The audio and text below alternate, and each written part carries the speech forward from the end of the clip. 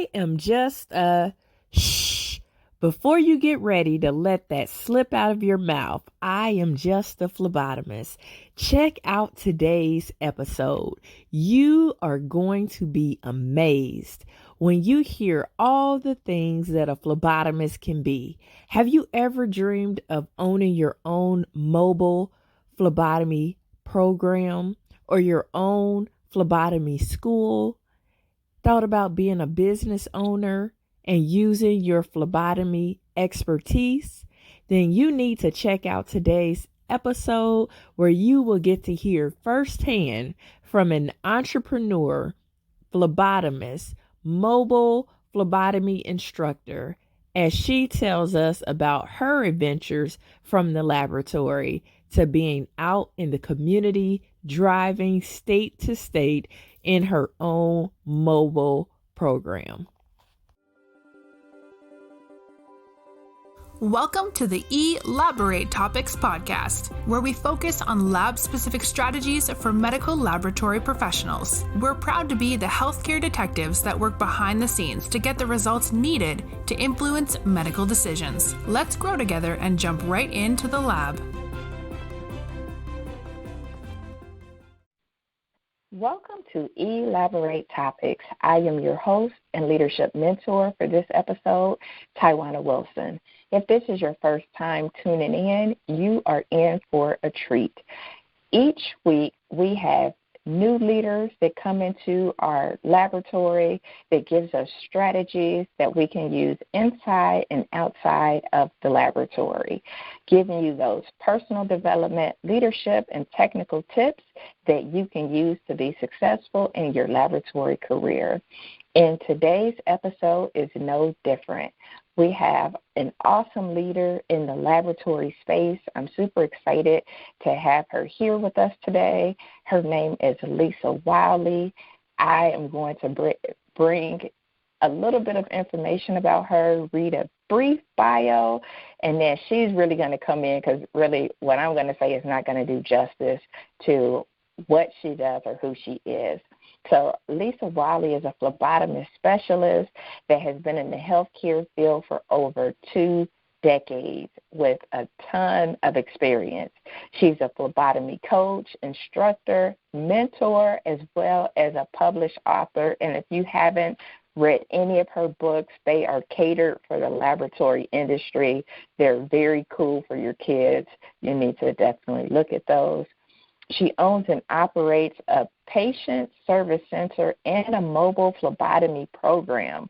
So this is awesome. As we talk about phlebotomists and what they can do, we all know that they are critical in their role as being on the healthcare team. But I'm telling you, Lisa is going to give us some more information about how phlebotomists are really awesome in what they do. So Lisa, hello, how are you? I am fine, and good morning, listeners. How's everyone out there? So we are super excited to have you here. I read a little bit about you, but I would like for you to tell the listeners in your own words a little bit about your laboratory journey and how did you get to where you are being an entrepreneur, owning your own mobile phlebotomy company. Well, actually, guys, I started off in the lab, phlebotomy. Took a phlebotomy course actually at one of the schools that offered the first phlebotomy training aside from the medical lab technician program. So once I completed that, I went on to become a medical assistant, graduated with my degree as an MA. But I tend to like the phlebotomy aspect of it, so I stayed more on the clinical side, worked in numerous hospitals in and out, always did mobile as well, traveling. And I kind of liked that. I liked the mobile travel, the freedom of traveling, I should say, and getting out the hospital scene. So I just remember taking my MA course, graduated with Dean's List, and I just remember my instructor telling me, hey, you're able to teach this, and that was years ago. So, and that's always stuck with me. So when I first started out in 2006, I designed and opened my first phlebotomy training facility. So that was my first phlebotomy venture there, starting my own training school, because I wanted people to learn the correct way phlebotomy, because our work is looked down upon. People think, oh, you're just a phlebotomist, or you're just that, but we play a huge role in the healthcare system as well as the laboratory, the other staff or professionals as well. We're a big part of the healthcare system, and I would like to bring awareness to that. Awesome. I think what you said is critical. You're right. We do play a huge part, and we count on our phlebotomists to be able to get us a viable sample that we can use so that we can get accurate results. For those that are friends of the laboratory that may not know exactly what a phlebotomist is or what a phlebotomist does, can you talk a little bit about what a phlebotomist is, and is there any special training or any certifications that's required? Yes, a phlebotomist is the person that actually goes in, look for a vein. We don't have the vein finders, so we have to be very proficient when it comes to filling or palpating a vein. There is special training. There are some in-house training where you can learn on the job, or you can go through a training course. My course, for example, is 9 weeks in length, and then they do a 3-week extern. Just landed a contract with LabCorp, who will be taking our students in and actually waiving the 1-year experience. So I make sure, or I always teach my students, it's not about the quantity of samples you can collect. It's about the quality. Because if you can collect 50 samples and if none of them are good, you haven't helped at all. So I'm very specific. I do follow CLSI standards when it comes to collection, because that's very important. A patient diagnosis and treatment is actually in our hands. So basic life is in our hands. We want to make sure that we're doing everything correctly, and I take pride in what I do, and I pass that on. That was a reason for me stepping out to say, and also not only just sit back and say, okay, you're doing it wrong, but how can I help? How can I teach them the correct way to do it? Because if you're not learning the correct way, then, of course, it's going to keep trickling down. So that was a reason for me standing up saying, hey, you know what, this is important. What we do is very important. We may get passed over and looked over, but what we're doing is very critical when it comes to treating a patient. So like I said, we're the ones that it starts with us. The patient care starts with us. Because you can go in there and tell a doctor all the symptoms you have, but they can't properly diagnose you until you've had blood drawn, until the techs run that test, and then relay that information back to your doctor. Absolutely. You are right. You all are an essential part of the process. What about any certifications? Are any certifications required, or is that like an added bonus if somebody does get a certification? That is kind of an added bonus. Sometimes most of the hospitals would prefer that you have your certification. And it basically just shows that, hey, you've been through the proper training, and then not only that, that you inquired and you know the information to go in to pass that certification, because it's not a fly-by-night test. There's only 11 certification agencies, and they take that very seriously. Now, I do certify my students. I do put that within the program.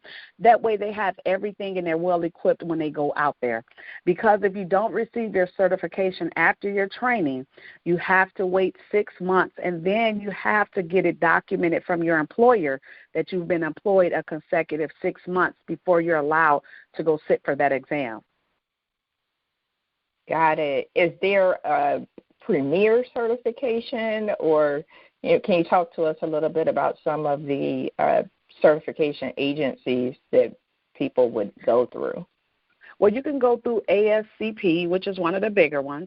You can go through NHA, National Health Career Association, which is one that I use, AMT, NCCT, NPS.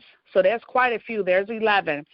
That you can certify to, but you also, too, want to make sure when you're doing your certification that you look at the different agencies, because what tends to happen now, or what is happening now, a lot of people are creating this agency and kind of targeting phlebotomists with these fly-by-night certifications or this course saying, hey, you can be an instructor, when some of those agencies are not accredited and are not legit.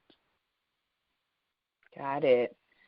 And so is there something, say, for instance, there's a listener that's listening to our interview today and they know that they want to get on the track of being a phlebotomist, like what should they look for these agencies to make sure that they're not coming across one of these that are a fly-by-night type of opportunity? What I would look for, you don't want, first of all, a course that's promising you they're going to pay you for how many students that you can bring in and get the certification. That right there is a red flag, because no national agency is going to pay you to bring in phlebs to their agency. That's not right. Another thing, when you're talking about phlebotomy courses, a lot of people like to get into phlebotomy, but go about it the right way. Don't look at the fast-track way of, I want to hurry up, because at the same time, you are dealing with critical information for a patient to be diagnosed and treated. And not only that, you can do a lot of damage to a patient if you don't learn the correct way of collecting the sample. So you don't want to be in no fly-by-night classes. I recommend if you're going to take a phlebotomy course, make sure that you have information and research the course that you are going to take. Talk to some former students to see how they like the class, look at the job placement, and talk around to the different hospitals, too, that you're interested in. Do they have credibility amongst these healthcare providers to know that, once I graduate, I'm going to be able to go and get a job at this particular facility? Those are great. And then those are really great questions. You're right. It's all about the questions that you ask, and I love that, interviewing some of these facilities that you will be interested in working in before you even embark on that training. I thought that was awesome.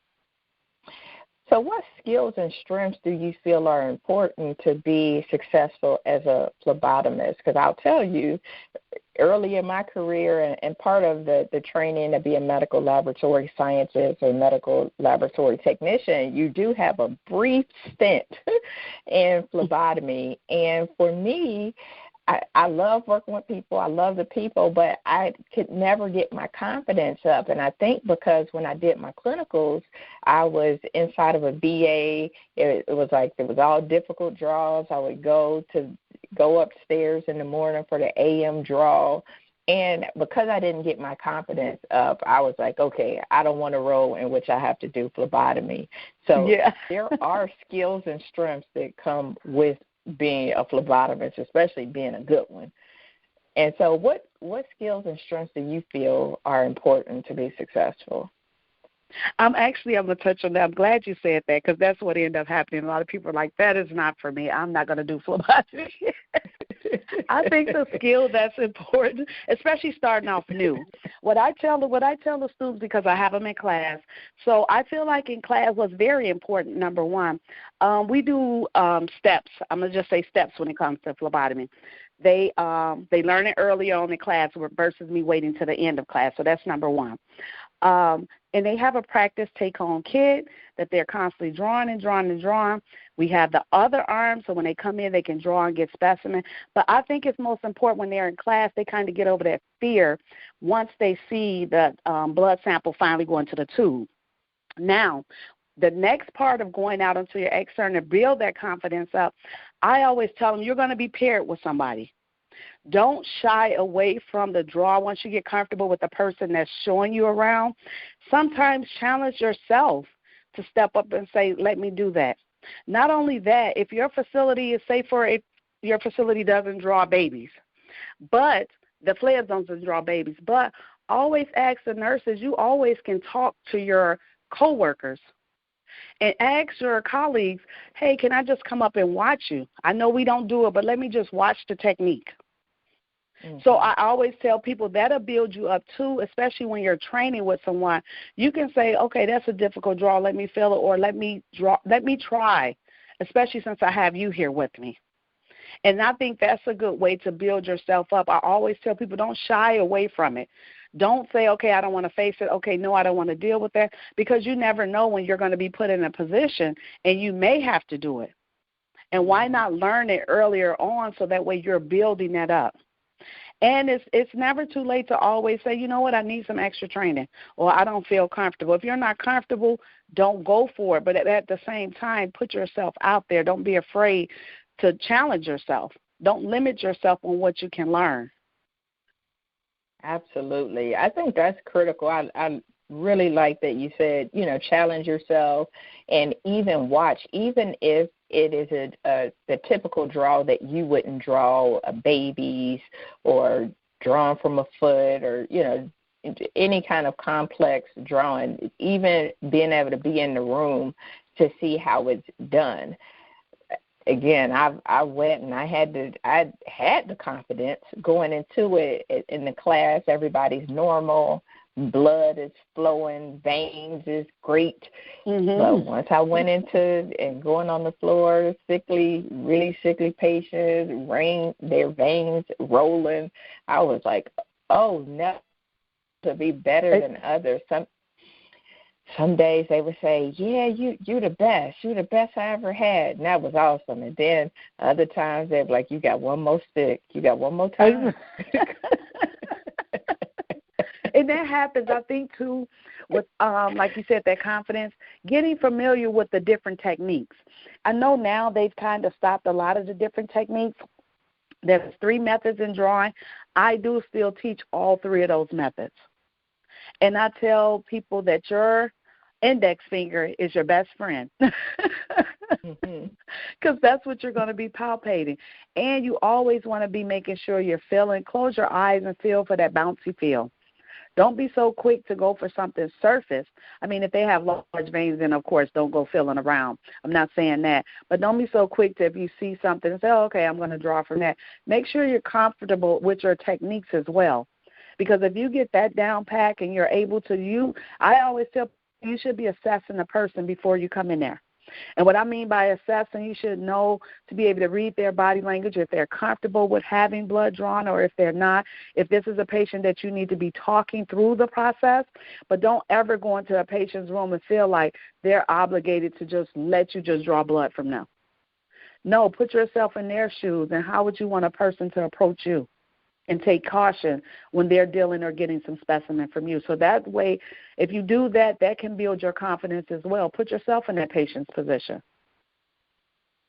Absolutely. So that's huge, having that strength and skill of discernment, of being able to evaluate the room, being able to communicate effectively are all critical strengths and skills that are going to be helpful for the phlebotomist.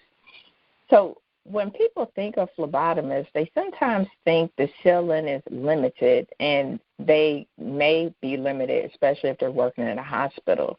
Can you talk to the listeners about different opportunities of phlebotomists and ways they can go about expanding their network? You're not just limited to the hospital. You can go work for insurance companies and do their pyramid exams as long as you have that phlebotomy skill. You can go and do insurance exams, and you can set your own schedule, and that tends to be mobile. You can go work in a patient service center. And some of them will move you over to, and you won't be a tech, but you're somewhat as a lab assistant where you can do some of the clear wave testing that they allow you to do. So you can draw it, process it, and then test certain tests. So you can go to a variety of places. Fitness centers hire phlebotomists, and cosmetic surgeons, they hire phlebotomists in, so you're not limited. You're only limited when you're limited yourself in learning. That's why I say learn as much as you can when it comes to phlebotomy. You can be in a position to become a phlebotomy supervisor, a phlebotomy trainer, sit on different boards. I know one of my staff members, she's actually a rep for the phlebotomist. So within her hospital. So you're not limited to just, being in a hospital setting and doing this, and this is the only skill I have. Some phlebotomists, as you see, it's really growing, are opening their own mobile companies. So it's so many different paths that you can do when it comes to phlebotomy, long as you don't limit yourself. That's great information. Very great. And then I'm going to piggyback off of that. What if we have a lab professional, a phlebotomist who's on the verge of giving up and they feel like maybe they've hit their ceiling, they're tired of going into the hospital at 4 and 5 o'clock in the morning to do the AM draws, and they're like, I don't know where else I can go or do. What kind of advice, and I know you've talked about some of the different areas that they could work in, but if you were talking to, somebody that's in it, like what kind of advice would you give them to help them so that they don't give up and know that their ceiling is unlimited? The advice I would give you, first of all, is don't give up. Find what you were good at, even if it's not phlebotomy, and if it was phlebotomy. What did you enjoy most, or what brings you to work every single day for the years or the time that you've been there, that you loved it at one point? Get back to that. Get back to feeling what made you become a phlebotomist and what made you say, okay, this is where I want to be. I love what I do. I don't want to go any further, but this is what I want to do. Once you get back to that feeling, I think you can excel versus giving up. And also think about maybe opening and operating your own. It doesn't have to be huge. It doesn't have to be big. But think about, maybe, am I a person that feel like I will be more successful if I open my own and did my own thing? I think that will help you greatly in deciding that, versus just saying, you know what, I'm going to just walk away, because you have a lot to contribute to phlebotomy versus just walking away from it. Whether you want to educate, it doesn't have to be opening your own mobile. Maybe you want to teach the course. Maybe now you're at a way where it's like, okay, I have enough skills to pass on to somebody to learn the correct way. So think about even going to work and teach at a school. Even if you don't want to open your own, think about sitting at a facility saying, okay, I can help you navigate through the phlebotomy process. I did it for this many years. I feel like I have a lot of information to contribute. So it doesn't have to be about opening your own, but get back to what brought you to that point where, okay, this is what I want to do and this is what I love doing, because you do get burned out. You're not appreciated. You're understaffed. So it does burn you out. It does. A lot of people are turning away from it because it's like, why are we here? Nobody appreciates us. Nobody acknowledges us. They think we're at the bottom of the healthcare barrel.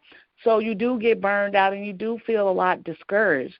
But like I said, bring that remembrance back to what made you do it in the first place. Absolutely. I think that's critical for whether you're a phlebotomist or a medical lab professional, a technologist, scientist, because you can get burnt out. And you're right, you do have to go back to why did you get into it in the first place. And I know you talked about, having your own, and that's a whole different mindset for people of going from an employer to even thinking about how could I start my own. So what kind of steps would you tell people who are truly enjoying this conversation we're having? They are very interested in the information that you're giving. They're like, wow, she started her own business. She's an instructor. Like, how could somebody even get started into doing their own thing? Well, I think self-evaluation. Evaluate yourself and see where you see yourself at. Because like I'm saying, even if you look at it or you're listening to me and you decide, hey, you know what, I can teach, but I don't want to teach my own. I don't want to write the curriculum. I don't want to do that. Well, go down to some of the colleges. They're looking for people to educate. Ask around in your hospital. Sometimes the hospitals are looking for someone to educate their phlebotomists too in-house versus just having someone and they're just going through fly-by-night and passing through. So if you don't think of it as an aspect of owning your own, there's always a position available. And sometimes you can go work before you decide if you want to venture off onto your own. Now, when it comes, I do recommend having experience with it. I'm not trying to discourage anyone, but I'd rather prefer you to have experience or be experienced with a whole bunch of different stuff, because then your students can relate to you. Your students can relate to you, and not only that, if you're going out on your own, the patient can relate to you. And you're confident, because if you look at it from a mobile phlebotomy aspect, there's no one else to go back out there and draw the patient if you miss the patient. So that's why I'm saying make sure you have that experience and that confidence. Don't just jump in it, but do it as a self-evaluation.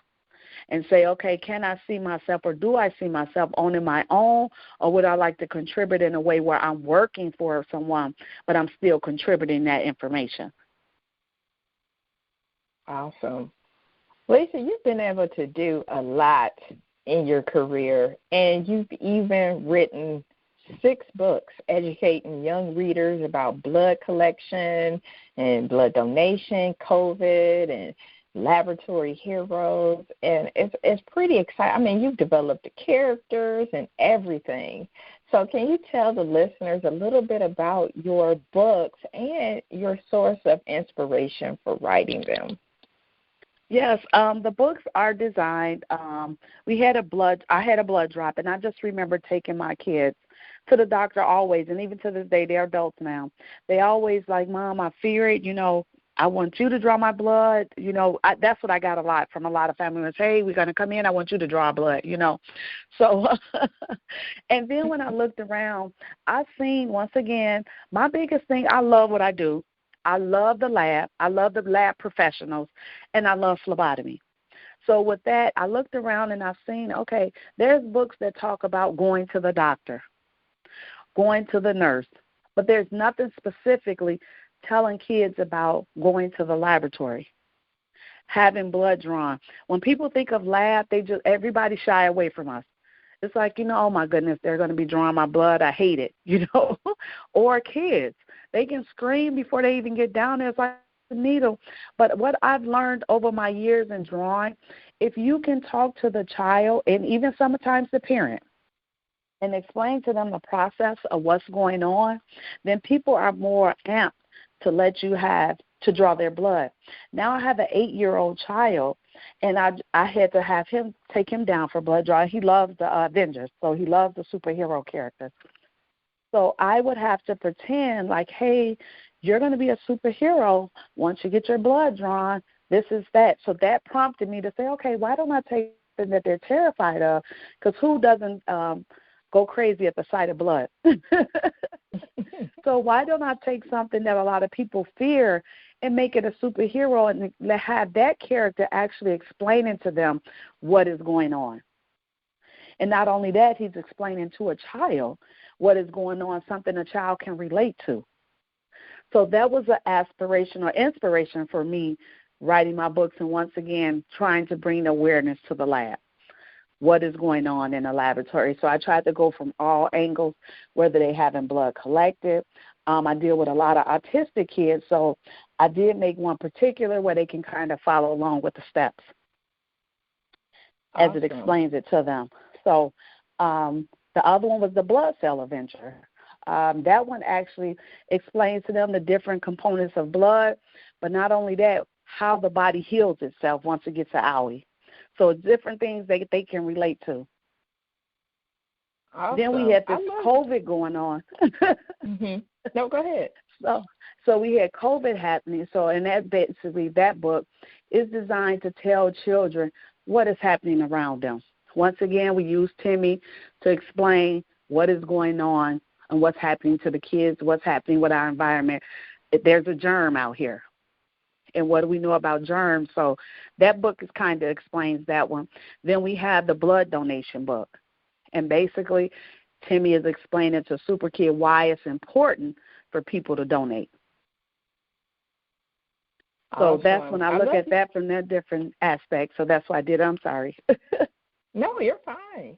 I love your creativity and your passion in bringing awareness to the lab, bringing awareness to blood collection, and how you've been able to bring our children into the interest. So we always talk about lab advocacy and what can we do in our own space. And I think what you're doing is awesome in your space of being able to bring awareness to what we do as laboratory heroes. So kudos to you. That's exciting. Thank you.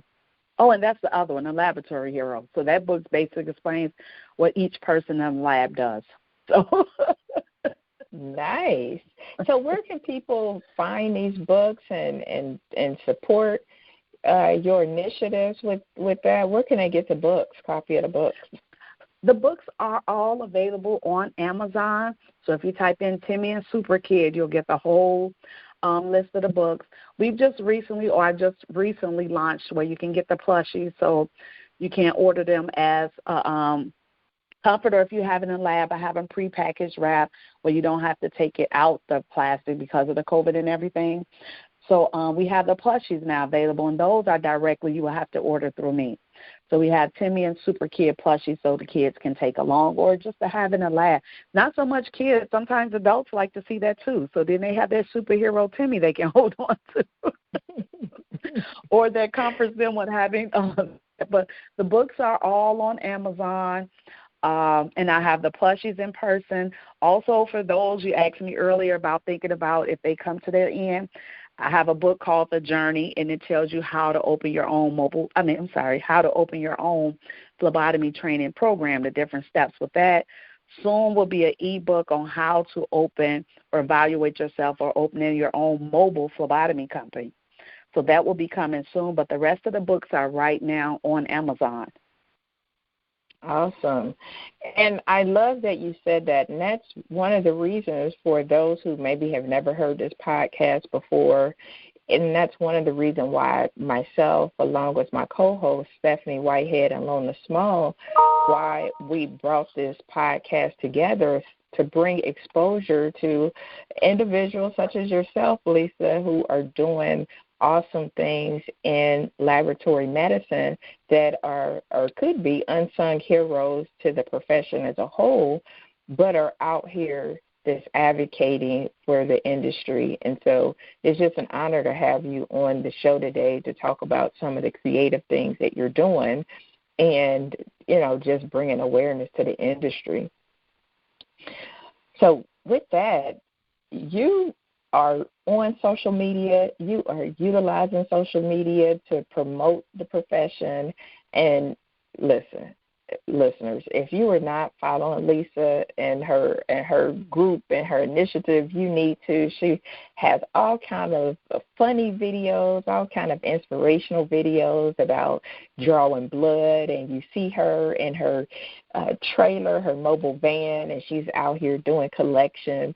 And she actually has a very large group that's on Facebook that's dedicated to, it's a huge phlebotomist group with over 2,000 members. So and I talked a little bit about, how you use social media to bring awareness to the profession, but just talk a little bit about why you do some of the things on social media that you do, meaning your videos, bringing awareness, having your group dedicated to phlebotomists and phlebotomist entrepreneurs. Well, that book was designed because I get bombarded with a lot of emails and phone calls. So I had bought the group together. There's quite a few, but I had bought this group together because a lot of people have different questions. One of the huge questions, and it talks back to what you were saying, some people giving up, to keep them motivated, to keep people, the phlebotomists, motivated, and to give them a space to share things. Sometimes we can't share things with the others, and we all may be feeling the same way. So that was a reason for the group to get that out there, have a shared space where the phlebs can talk, give tips or share tips with each other, share job leads with each other, because a lot of people or new people are graduating. They're always looking for jobs. I try to give resume tips on how to write your resume and what the employer may be looking for. Sometimes I have people where I have a day where I tell them, hey, you can email me your resume, we'll go over it, and then we'll write it together. So sometimes in my free time, I do that for people because I want people to stay in a profession. I love what I do. I love phlebotomy. I love people lighting up when I'm talking about phlebotomy. I just love it. So, and I wouldn't change it for anything. So that's what the group was created. And I kind of put slash the preneur because then I get those too that's saying, hey, I want to join because I have a few questions. I started my own business, and I have a few questions for you. And that way I can answer their question, and it's not just me and that person seeing it, but there's a variety of people seeing it. If they can't reach me, they're still able to go back in a group and get that question answered if that was something they were looking for. So that was the purpose of me creating that space right there for the flats. Awesome. So as you hear, listeners, you hear how Lisa went and she felt the need. There was a need, and she was able to fill it. So I know a lot of time we get listeners that ask, like, what can I do in my space? What can I do to make a difference? And Lisa's a prime example. You start with where you are. You start with your passion to serve. And whether that's being a phlebotomist or taking those skills to move into entrepreneurship, whether that's your abilities as a technologist, as a scientist, whether that's your abilities as a pathologist, or any other member of the laboratory team, you can start making an impact where you are. There may be a group that you need to start that need your expertise. And so, Lisa, I thought that was awesome because your group is vibrant. I am a member of your group, so thank you for letting me join. And you all are vibrant. You could tell that the members are engaged and getting information. They're sharing. You know, this is what I've come across. I'm getting ready to launch my school. Here are things that I'm doing as a phlebotomist, and it's just awesome. And they have a great leader. You could tell in the passion that you have in your voice that you really enjoy what you do. Well, thank you so much. I really appreciate you inviting me on, too. I appreciate you being on, and I appreciate being able to share your story and what you're doing, the good work that you're doing with the audience. And I know that it probably wasn't an easy journey. So can you share with the listeners a little bit about what has success taught you as you went on and have a successful career that spanned 2 decades? What it has taught me is to be humble. Always be humble and always be willing to learn. You can never say that you know everything. So always be open to learning, and not only that, learning new things in what you're doing. So that's what I feel success has taught me. And then building friendships, building a variety of friendships, not afraid to give information as well as receive information. So that's what my success has taught me. And like I said, building these friendships. So you reached out to me, so it must have been something that you've seen just by looking to have that friendly saying, okay, she has a good vibe. So I'm going to reach out to her and talk. So that's what I've learned with my success is, like I said, being humble and always willing to learn something new. Awesome. Being humble and open are huge, and learning something new is critical because we should always be learning and growing. And as I always say, growth is intentional. You don't just wake up and be like, whoo, I grew. I mean, unless you are a kid, and yeah, you may be growing in your sleep, but as an adult, growth is intentional. So what are some of the things that you do for your own professional and personal growth? Well, do a lot of reading. So I do a lot of reading, and I'm constantly reading over the same thing. Another thing I do, especially since the phlebotomy world, I read a lot of the phlebotomy books that are being brought out just to determine which ones is right for the class. So I do a lot of phlebotomy reading, and I try to stay up to date on everything that's going on in the field and getting to know majority of everyone that is in my space as well. I try hard to do that, but reading is my number one in learning. Got it. Are there any conferences or anything that people can go to and continue to learn that way as well? I don't see, and I've been looking tirelessly, I don't see a lot of conferences being put together, at least just for the phlebotomy aspect of it. I don't see a lot of conferences with that. And, yes, people are probably asking me why I don't put together, right, listeners? But that'll be something I'll do later on when time allows it. But I don't, and I'm glad you asked that question because that would be something I would love to see. I would love to see conferences put together for a phlebotomist, and believe me, I've been in a talk with that. I've had a lot of people reach out for that. Well, put it into the atmosphere. You never know. Maybe that's something we should talk about offline and make it happen. Maybe that's something we can speak into 2022. Who knows? Exactly. Yes, I would love to do that.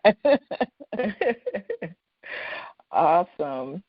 So as we get ready to wrap up here with our interview here shortly, what's an unknown fact that people might not know about you that you would like to share? I always like to, continue to bridge that connection with our guests and the listeners. So, people know that you are an entrepreneur. They know that you are a phlebotomist by background. They know what they might see on social media, but what's one thing that they may not know about you that would be interesting? Well, actually, I thought I would be an attorney, so that's one thing. But I've been in healthcare and exceeded. That's something I didn't know about myself. Mm-hmm. I love music. I was a huge, huge Prince fan. So that would be the reason, actually, for me moving to Minnesota. So now you guys have an insight.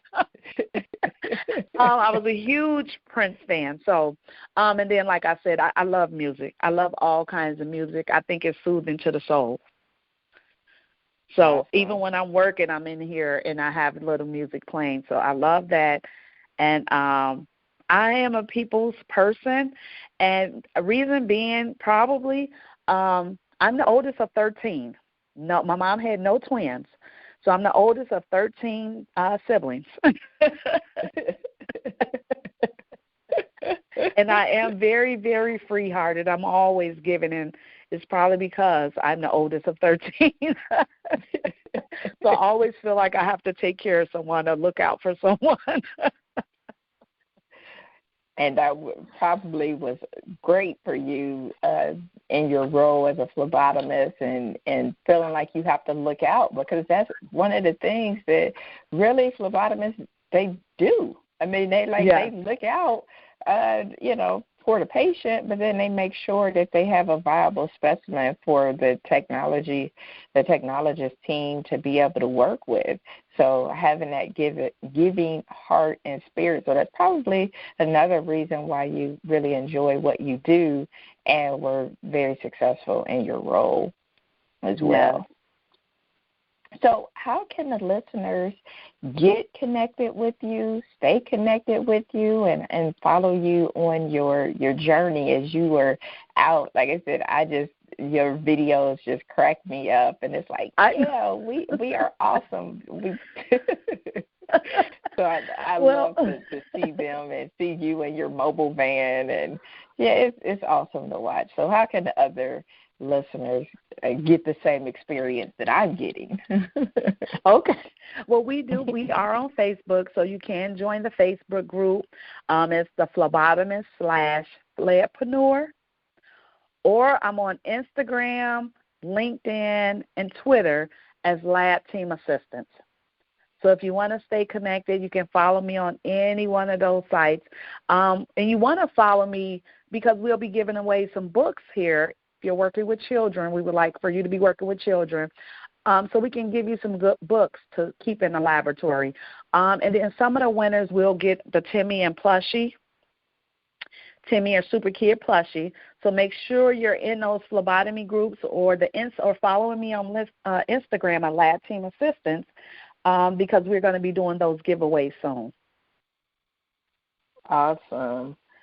Well, Lisa, this was awesome. I really enjoyed speaking with you today and learning more about you and your journey inside and outside of the laboratory, being able to go from the hospital to being an entrepreneur to being able to travel the country, impacting the world one plushie, one book at a time. So this has been awesome. So thank you so much for sharing with the listeners today, and I look forward to connecting with you because we're going to talk about that phlebotomist conference, integrating it into something. We're going to talk about it. Yes. I would love that. Thank you so much for having me. It's really nice, like you said, to bring that awareness. And not only that, the techs, I always wonder with the medical lab technologists or scientists, like, where are they at? Where are they speaking at? So it's nice to be able to connect with you all as well. It is so nice, and so nice to start bringing or getting that momentum for the laboratory people to be able to come into a space and talk and then share their information on what they're doing, because there's so many wonderful people out here doing so many fascinating things. You are absolutely right. And together, we are better. So we just have to keep impacting our space, one laboratorian, one test, one hospital at a time. Exactly. And don't forget the one stick at a time. You are absolutely right. One stick at a time. So we'll close out with that. One stick, one team, one vision, one goal of improvement and impacting the laboratory and bringing exposure to what we do. Yes. Thank you so much. Thank you. So thank you, listener audience, for tuning in to this week's episode of Elaborate Topics with my awesome guest, Lisa Wylie, who is taking phlebotomy to the streets. She is bringing phlebotomy and the information to a team near you, with a book near you, impacting the world one stick at a time. So please tune in week after week to hear another amazing episode. Follow us at directimpactbroadcasting.com. If you're interested in being a guest, please reach out. You can find a contact form at directimpactbroadcasting.com. Reach out to myself or my co-host, Stephanie Whitehead and Lona Small. And until next time, have an amazing week. Thank you for tuning in to another episode of Elaborate Topics, where your hosts discussed relevant strategies for laboratory professionals. Please subscribe to this podcast on your favorite podcast platform and listen to us on directimpactbroadcasting.com. Stay tuned for another episode with information you can use to excel in your laboratory career.